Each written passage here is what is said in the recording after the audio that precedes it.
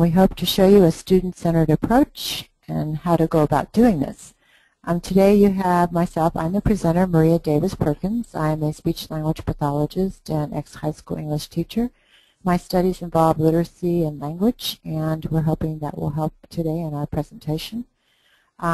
We also have a moderator who is taking the place of Laura Chapman. Her name is Rachel Chapman, and she is an 8th grade elementary teacher. And we will be making this an interactive workshop where you will have an opportunity to talk and respond just as if a student would. So we'll go through the format, and then at a certain point Rachel will explain how you will be able to respond. So what we want you to understand is what our goal is today. We want you to understand that we're going to show you how to implement an effective student-centered approach to teaching grammar. And we loosely call it finding and fixing tense errors because we felt this was one of the common errors our students make when they write. So what does student-centered mean? The definition has two components. One is this refers to lessons that target skills needed by any particular student. It also involves creating lessons with the student perspective in mind. So we think that when you're looking at adolescents, they are interested in two things. One is to make writing a simple process and to do as few steps as possible to writing correctly. So we felt that the more student-centered the approach, the more motivated the student is to improve writing and work on grammar. And it kind of answers the questions they never say out loud, which is, why should I bother with this and what's in it for me? When you do a student-centered approach, you're actually working on the errors that particular student makes, not errors that everybody makes. So they see it as a personalized approach. Today what we're going to do is outline the steps to our lesson, and we're also going to give you opportunities to practice the steps to the lesson. I'm going to turn it over to Rachel Chapman for a minute so she can kind of explain how you would be able to ask questions and answer questions. If you have questions during the lesson, one of the ways you can ask questions is by clicking on the raised hand icon in the upper left of your screen. You'll click this icon, it'll raise your hand in our window, and I'll call on you and ask Maria to address your question. You can also type questions in the chat window, and I'll be able to view those, and once I've called on you, Maria can answer your question. If you just have a comment you'd like to make, or if we ask a question to respond, you can just talk out loud, or you can type in the chat window. Okay, thank you, Rachel. Okay, so what is our approach? Our general approach is that we have to kind of sell anything that we do with students by establishing a reason for writing, i.e. what does the student get out of writing an essay. Now, we really deal with that, and we run students through various lessons for understanding reasons for writing in our program Talk Write, which we will, of course, plug at the end of the workshop. But we're not going to get into that in detail here, like why should you write an essay, what do you get out of it. But what we really want to do is show number 2, which is show the student how grammatical errors gets in the way of communication. And as a result, they don't get what they want out of that essay. We also want to provide the teacher and the student with a system for identifying and correcting errors that is focused on that particular student's errors. So again, we're not telling the student you're going to learn all these skills. What we're telling the student is you're going to learn the skills that you need to learn. Step 1 to the process is assessment. It really helps to, at the beginning of the year, set up an activity where you're going to be able to see what kind of errors and what kind of strengths the student has in their essay writing. So before you teach anything, a good idea is to have the students write one essay and give them a topic that they're familiar with. Why? Because they're going to be able to say more about this topic, they're going to be able to give you a variety of sentence structures, and they'll probably make a lot of errors or that they would make in any other essay they wrote. We really want a good sample of the kinds of sentences they make. Once we give them the topic, we're going to review the results. In other words, we're going to look at those essays, and we're going to use an assessment sheet to identify and prioritize the problems. Now, what does that mean, prioritize? What I mean by that is we want to find out what grammatical error hurts most the clarity of the student's writing. what error gets in the way of making that student's writing clear to the reader. And so we consider that the high priority issue. That's the one we want to target first. So we can go about this in a couple of ways. We can look at an essay, and we can actually count the number of errors that that student has made. For example, if they made 10 tense errors or 10 misspelled errors. Or you can read the whole essay and you can jot down tense errors, and you can give it a rating of 1, least harmful, 2, most harmful, and 3, the worst harmful, if you will. So the idea, again, is you're kind of prioritizing each error and figuring out what one hurts the writing of that student the most. We had a pilot study that we ran with high school students in Barstow, and these students were English language learners. We found that there were 3 types of what I'm loosely calling mechanical errors, and that these students frequently made in their writing. This is not an order of frequency, it's just the 3 types of errors seen in all the essays. 1 is, of course, fragments run-ons, what we called sentence sense. 2 was tense use, and 3, the third error was misspelled words. Now, that doesn't mean there weren't any other errors made, because there were, but we found these were the most frequently occurring ones that got in the way of the student's writing being clear. So what we're going to do here is we're going to do a little modeling, collaboration, independent practice with assessment. And I'm going to give you a idea of a student essay that we saw. And our question is, which error occurs most frequently? So let me pull that up. Okay. Let me shrink this a little. And I'll close this. Okay, what I'm going to do here is I want to kind of model for you what I would do as a teacher. And I'm just going to read quickly the first paragraph and see, well, what does this student do? What was the error that got getting in the way? And I'm going to read it out loud just to go through it quickly. I think my big sister affected me more in a positive way. She helped me understand things to know what to do. She changed me to be a better person. She changed me to be a better thinker than what I was. Now I'm looking at this thinking, whoa, where's the past tense? You know, in this sentence she had, the second sentence she dropped the ed ending there, in the third sentence she dropped the ed ending there, and then in the last sentence she dropped the ed ending there also. So I'm thinking, okay, this is a frequently occurring error that the student made. She is talking about something that happened in the past. So that would be number 1 in my list of problems. But I want to go to the next paragraph. I'd like you to look at this. By the way, we did send these to you as attachments to your invites, so you have it there. And I'm going to ask you to read to yourself, of course, up through, let's go to that morning. And let's see what you see. I'm going to shrink it so you can see it better. So we're looking at paragraph 2. And go ahead and I'll give you a couple of minutes to read that and kind of get your impressions.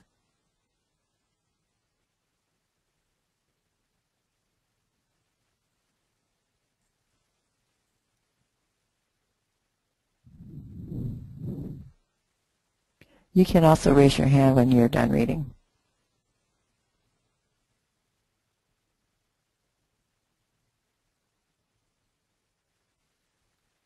Okay, I think we're done. Okay.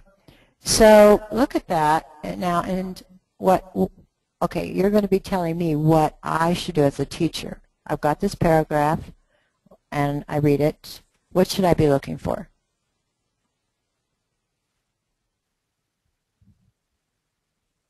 Shouldn't you be looking for all of the misspellings and the improper tenses? Right. That's, what did you see as the most frequently occurring error?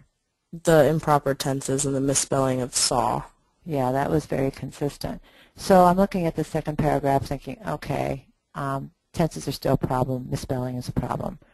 Okay, so I kind of did a collaboration with you here and also kind of a practice. So we look down at the next paragraph. She changed me to be a better person, still tense errors. So let's look and see what would this student's assessment paper look like. We saw misspellings. Now, this is an example of another form I gave you. I believe we gave it to you. If not, you can email us and get it. It's an evaluation form. And I've given directions to the teacher here to use pre- and post-test results. Now, notice I have strengths. So I did give interesting examples. She did give some interesting examples. She did have her ideas ordered fairly well in terms of what happened first, second, and third. So I always want to put something positive down. I could say she had some good basic sentences if I wanted to do that. But notice what I did here. This is the student I'm writing this for. I need to work on and fix fragments or run-ons. There might have been one or two in there.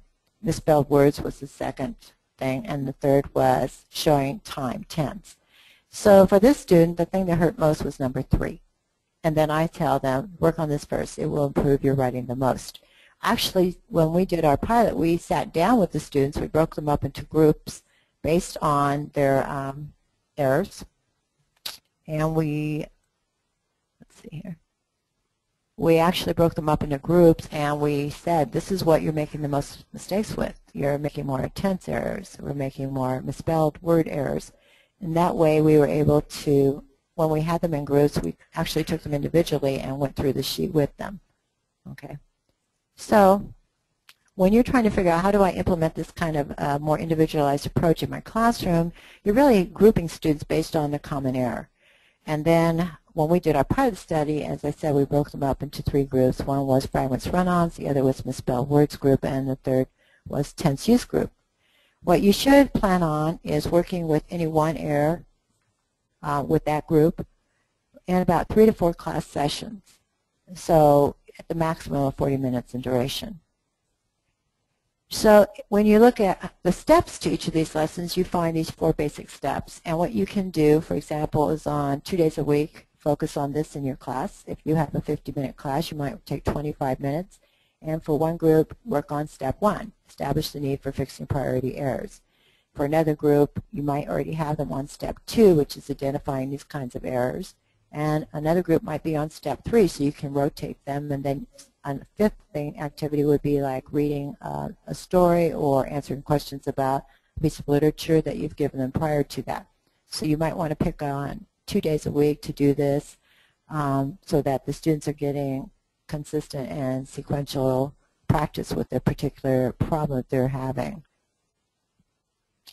Okay, so you've grouped your students. You are working on this rotation plan through the week. You, of course, have your step 3, which is for us the teacher step to teach. So you want to use the I do, we do, you do procedure for instruction as much as you can. And the first thing is to establish a need for fixing priority errors. And I think with high school students in particular, it does help to explain why you're even bothering to do this. So I sent you a handout called Making Sense in Your Essays, Telling the Right Time.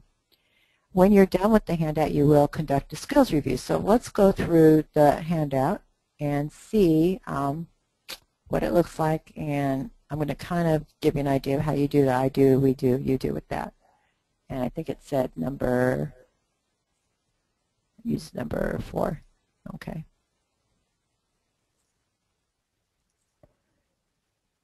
Okay. So I'm going to shrink this so you can see it. So when we look at these handouts from our company, we're writing as if we're talking to the students.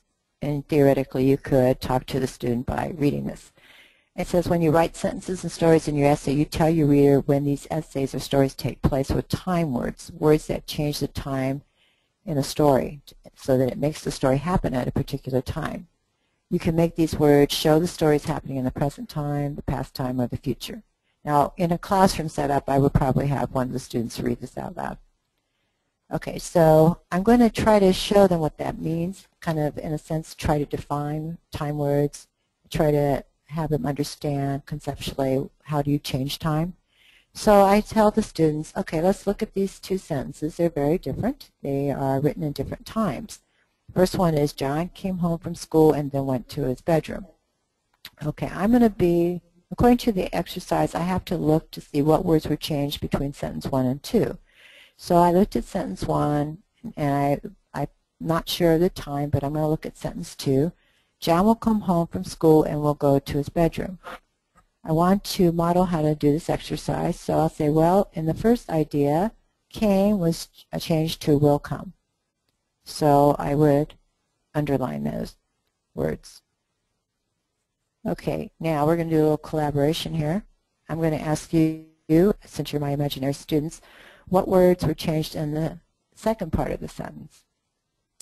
It changed from went to will go. Okay, went. Then went, I'm sorry. Will go. Okay, we'll just use the verb went. Okay, then I'm going to say to you, which sentence took place in the past? Number 1 or number 2? Number 1. 1. And which sentence took place in the future? Number 2. Right. So we already talked about what words were changed. So you can see by changing these time words, we can change the time of the story. And it's very important that you know what time you're telling your story in, whether it's today, now, past, or in the future. So the key here is if you're not clear in using your time words, you're going to confuse your reader. They're not going to know, are you talking about something that happened now, or are you talking about something that happened in the past? Here's a good example of a confusing sentence. Mary got ready for the prom and then goes to her friend's house for dinner. Well, what action word or time word do you see that tells you about the past? Got ready. Got. Okay, we're going to take just the verb or the action word. And which word tells you about the present? Goes. Okay, now I know as teachers you're thinking, oh, my kids don't know what a verb is. Or, you know, how are they going to know what a verb is? I'm not using verb much, am I? I'm using time words. But as they do these exercises, they will get the hang of it.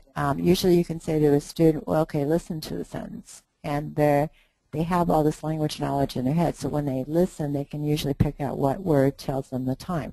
They are not going to be 100% perfect on picking out verbs, but they're going to get it most of the time, and that's what you want them to understand. Which words are telling you the time most of the time? So we identified that Mary got is past, and goes is for now.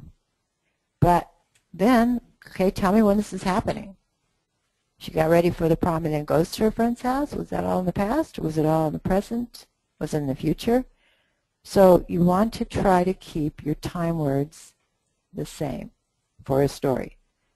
When you don't stick to the same time in a story, your reader is going to get confused and they're not going to know when the story is taking place. It's not the reader's job to figure out when a story takes place. It's the writer's job, your job, as the person who's trying to communicate. Generally, stick to the same time when you're telling a story. Don't switch back and forth unless you mean to, like there is a flashback scenario. Okay, so let's say we've gone through that. Now you have a skills review. You can have this on your document projector, and your students have just heard all this. They've had the handout in front of them on their desks, and you're going to say, okay, let's go over the important points here. Fill in the following blanks with the correct answers, and you're doing this orally with them, maybe using the projector to read it. So you're saying to them the sentences. You want to use the what time in all your sentences when you're telling a story. So their answer should be same time, and it's also on their handout in front of them. So you go through this orally, and then you hand out, this exercise B has them look in the language arts book to five time words. And when you're done with that, the next time, you will go over the answers first. Okay. And then when you meet for your next session, you want to go back and review. You can do it again verbally, where you're looking at the document projector with the blank copy and asking the students the answers again. Now, why would I bother to go back? It's so I reacquaint them with the key ideas from the lesson. So again, review at the end of the lesson, and then review again before you start the next step. Okay, so there what we're trying to do is establish, why bother with this. That if you don't do the tenses correctly, or if you go back and forth, you're going to confuse your reader. So the next thing to do is to have them practice finding and fixing time words. So we're going to look at number 5, finding and fixing time mistakes. Again, students are going to have some sense of which words in their sentences tell time, but it's not going to be perfect at identifying. They're not going to be perfect at identifying verbs. Just assume that they get it 80% of the time, even 70% of the time. That's decent. They have the concept. They can fix their own errors. If they are having a problem with the sentence, then ask them to read the sentence out loud, listen to it, and then answer, is this happening now or in the past? And then ask them, what do you mean? What do you want it to say, now or in the past? And once they make those decisions, they can correct the error if there is one. So we're going to look at exercise, whoops. We're going to look at exercise 5.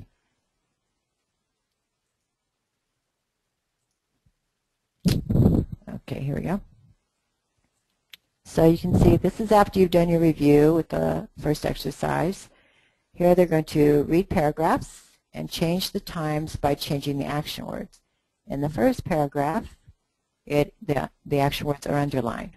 So if we were in a classroom setting, I would want to do a little modeling, and then I would let them do a collaboration, and then in practice. So let's try a couple of these, and then we'll go on. So in the first paragraph, he has the most beautiful eyes, eyes like no boy has. Okay, first thing I would say is, okay, I'm you, I'm a student, I'm looking at this thinking, okay, is this in the past or is it now? And I'm going to say it's happening now. Okay, now the directions were that I had to change it.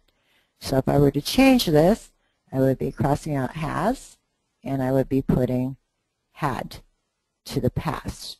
And if I wanted to, I could make it future, but we said present to past, past to present. So this is present, and I'm going to pretend that I am crossing this out and putting the word had. Then I would look at the second verb, and I would say, okay, this is present, so I'm going to make it past, so it's had. And so I would do the first sentence for them. Say, so now they know this story is happening in the present tense. So let's do the next one together, is what I would say to the students. Okay, here's the sentence, and I'd have a student read it. Yes, he is a great-looking guy, but it is his eyes that the girls talk about. Okay, what tense is he talking? What time is this occurring in? Present or past? Present. Present, right. Okay, so the first word we're going to change is. So how do we make it past? Yes, he what? Was. Was. Good. Yes, he was a great-looking guy, but it was his eyes that the girls talked about. And then I would let the students proceed and finish that exercise. So here they're getting some clues as to what verbs are. I also have handy, in case there's still some confusion, a cheat sheet of basic verbs, so they get the sense of what the words are. And when they hit an infinitive phrase, which is to go, to eat, I point out that it's usually the first verb in the series. Like, did you want to go? I would say, okay, want is your action verb. It's the one you're going to change. He wanted to go. So if they get into infinitives, you can explain that. Okay, so we've done, I think we did, let's see, we did number 5, where they have chances to change present to past, past to present. Now let's go to the next. Okay, the last step is finding and fixing errors in their own essay. And again, remember, you're doing this in a small group. You're rotating them. They'll probably be finished with this in 3 or 4, maybe 5 sessions. But here's the big one. They've got that essay, and you're going to say, all right, now I want you to find these errors in your own essay. I want you to see if you're talking in present, do you have the present time words? If you're talking in past, do you have the past time words? So you're going to give them a form that looks like this. I think it's 6. And you say that it says, read your paper from top to bottom, and as you read, underline all the verbs in your sentences. Look for action words in the verbs is, are, was, were. Fix all sentences or stories where the time is not the same in all the ideas. And I have them use a colored pencil and write in the correct form spelling of the verb above or below the one that was wrong in your paper.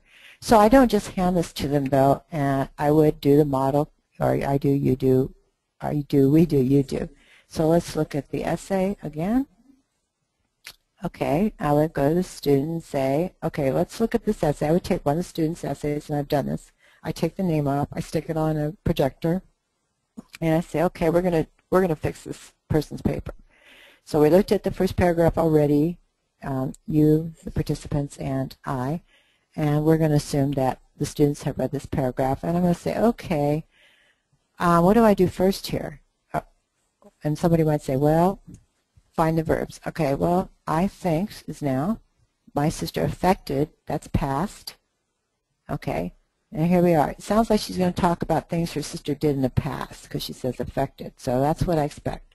Okay, so I'm going to find the verb. You said find the verb. She helped me understand things to know what to do. There's a mistake there if she's talking in the past. So I know that if I need to make this past, that verb, help, should be helped. So I will cross this out and write above it helped, H-E-L-P-E-D. And I said it was the first verb, right, usually? She helped me understand what to know, things to know what to do. Okay, then the next sentence, what am I going to look for?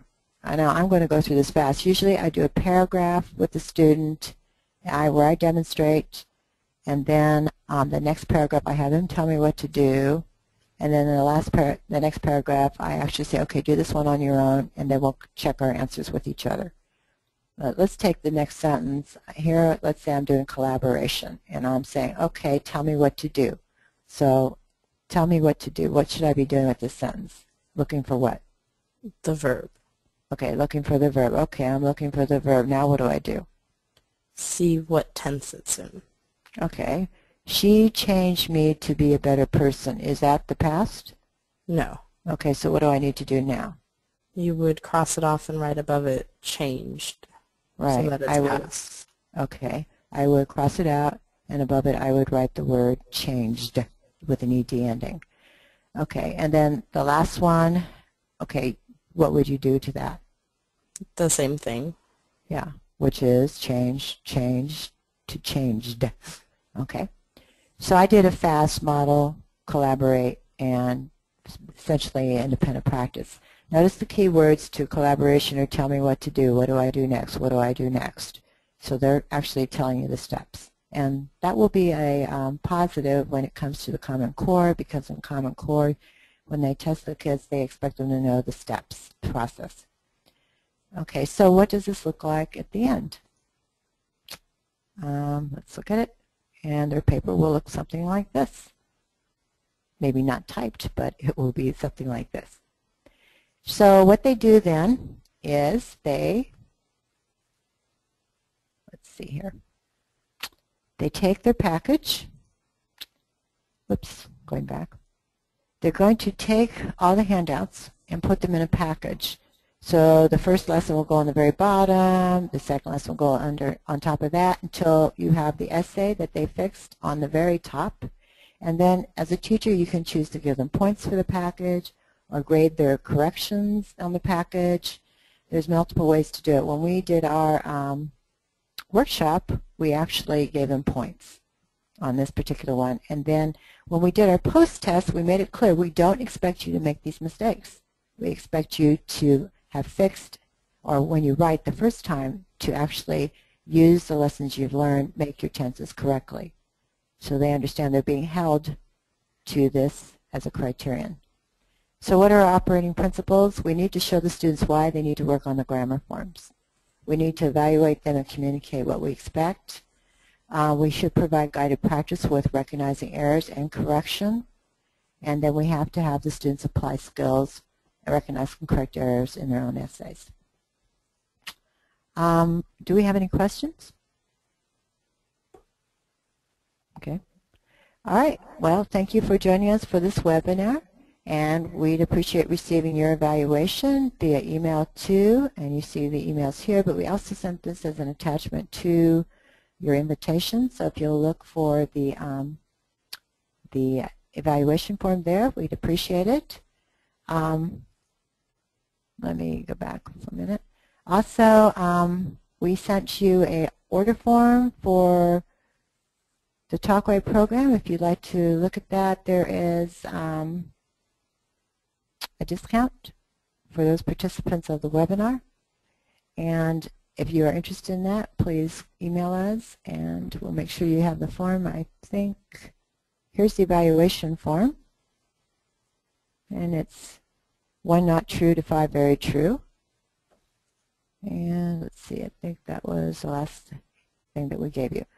Oh, there is an order form also that you have attached, and that one's not here, but we did give that to you so you can get the Talkway manual for 75% of the total cost, which is something like $75, I think, for each part.